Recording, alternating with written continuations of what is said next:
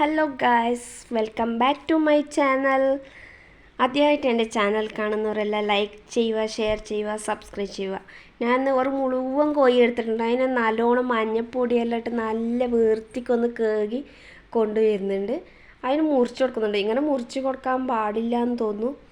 സംഭവം എന്തുണ്ടാക്കാൻ അറിയാം, ചിക്കൻ ഷവായ ഉണ്ടാക്കാൻ. അതിന് വേണ്ടിയിട്ടുള്ള മസാല ഐറ്റംസൊക്കെ നമുക്കൊന്ന് നോക്കിയാലോ.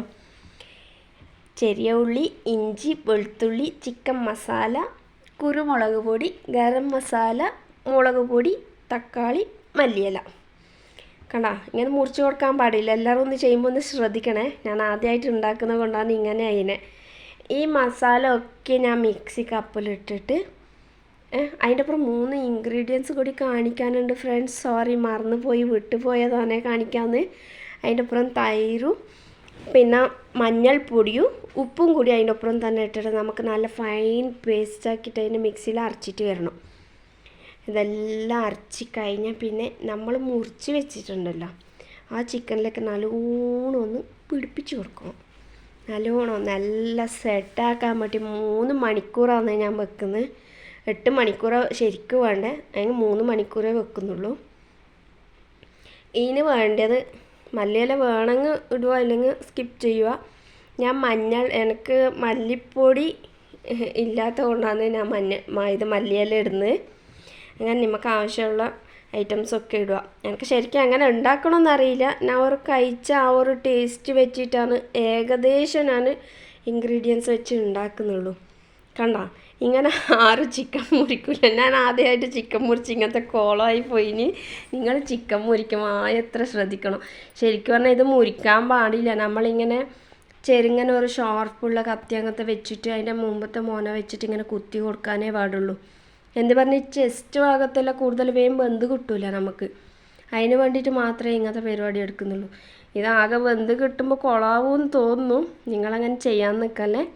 ചെയ്യുമ്പോൾ എന്തായാലും എല്ലാവരും ഒന്ന് ശ്രദ്ധിക്കും കേട്ടോ.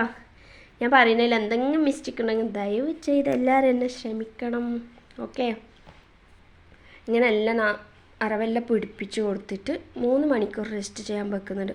പിള്ളേർ തിരക്കാക്കുന്നത് കൊണ്ടാണ് 3 മണിക്കൂർ മാത്രമേ വെക്കുന്നുള്ളൂ. അല്ലെങ്കിൽ ഇത് ശരിക്കും പറഞ്ഞാൽ ഫ്രിഡ്ജിൽ വെച്ചിട്ടാണ് അതിന് റെസ്റ്റ് ചെയ്യാൻ വെക്കേണ്ടത്. എന്താ പറഞ്ഞാൽ അതിൻ്റെ അരവെല്ലാം നല്ലോണം ഒന്ന് എന്താ പറയണ്ടേ, അതിൻ്റെ അപ്പുറം നല്ലോണം പിടിച്ചിട്ടുണ്ടാവും. ഇറച്ചിൻ്റെ അപ്പുറം, കോഴി ഇറച്ചിൻ്റെ അപ്പുറം നല്ലോണം അരവെല്ലാം പിടിച്ച് കഴിഞ്ഞാൽ നമുക്ക് അത് കുക്കറിലിട്ട് വേവിച്ചെടുക്കുമ്പോൾ നല്ല പെട്ടെന്നായി കിട്ടും നമുക്ക്. ഞാനിത് കുക്കറിലിട്ടിട്ട് ആദ്യം ഹൈ ഫ്ലെയിമിൽ വെച്ച് 1 വിസിൽ കൂക്കിക്കുന്നുണ്ട്. പിന്നെ 2 സിമ്മിൽ വെച്ചിട്ടാണ്.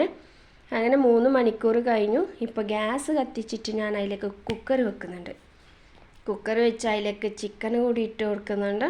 ഇനി ബാക്കിയുള്ള വന്ന മസാല തേച്ച് അതിൻ്റെ ചുറ്റിൽ ഇട്ട് കൊടുക്കുന്നുണ്ട്. ആദ്യം ഹൈ ഫ്ലെയിമിൽ 1 വിസിൽ കൂക്കിക്കണം. പിന്നെ സിമ്മിൽ വെച്ച് 2 വിസിൽ കൂക്കിക്കണം. എന്നിട്ട് എന്ത് പറഞ്ഞാൽ ചെസ്റ്റ് ഭാഗത്ത് നല്ലോണം വെന്ത് കിട്ടണം. അങ്ങനെ എൻ്റെ ചിക്കൻ നല്ല അടിപൊളിയായി വെന്തിട്ടുണ്ട്. ഇപ്പോൾ ഞാൻ അതിന് ഫ്രൈ എടുക്കാൻ വേണ്ടിയിട്ട് ഒരു തവ വെച്ചിട്ടുണ്ട്. അതിലേക്ക് കുറച്ച് ഓയിൽ കൂടി ഒഴിച്ച് കൊടുക്കുന്നുണ്ട്. ആദ്യം നമ്മൾ ചിക്കൻ നല്ലോണം ഒന്ന് ഫ്രൈ ആക്കി എടുക്കണം. ഇങ്ങനെ ചുട്ട പോലെ ആവണം ചിക്കൻ. നമ്മളിപ്പോൾ അൽഫാം ആക്കുന്നില്ല അങ്ങനെ. അത് സൈഡിൽ മാറ്റി വെച്ചിട്ട് അതിലേക്ക് മസാല ഇട്ടിട്ട് അത് നല്ലോണം കുരുക്കിയെടുക്കണേ. അത് ഇതിലേക്ക് വീഡിയോ പിടിക്കാൻ എനിക്ക് മറന്നുപോയി, അതുകൊണ്ടാണ് അത് കിട്ടിയിട്ടില്ല. അങ്ങനെ അത് കഴിഞ്ഞ പിന്നെ അതിലേക്ക് ചിക്കൻ ഇട്ടിട്ട് ഈ ഗ്രേവി കൂടി അതിൻ്റെ മുകളിലിട്ട് നല്ലോണം സെറ്റാക്കി കൊടുക്കണം. ഇപ്പോൾ അത് റെഡി ആയിട്ടുണ്ട്. അതിലേക്ക് നല്ല കോമ്പിനേഷൻ ആയിട്ടുള്ളത് പൊറോട്ടയാണ്. പൊറോട്ട കടയിൽ നിന്നാണ് മേടിച്ചത്, വീട്ടിലുണ്ടാക്കിയതല്ല. അങ്ങനെ അതിലേക്ക് വെച്ചിട്ട് ആ മോനെ ഒരു രക്ഷയില്ല, നല്ല അടിപൊളി ടേസ്റ്റാണ്. എല്ലാവരും ഒന്ന് ട്രൈ ചെയ്തിട്ട് ഫീഡ്ബാക്ക് അറിയിക്കണേ. കമൻറ്റ് ചെയ്യാൻ ആരും മറക്കല്ലേ. എല്ലാവരും ട്രൈ ചെയ്തിട്ട് കമൻറ്റ് ഫീഡ്ബാക്ക് അറിയിക്കണേ.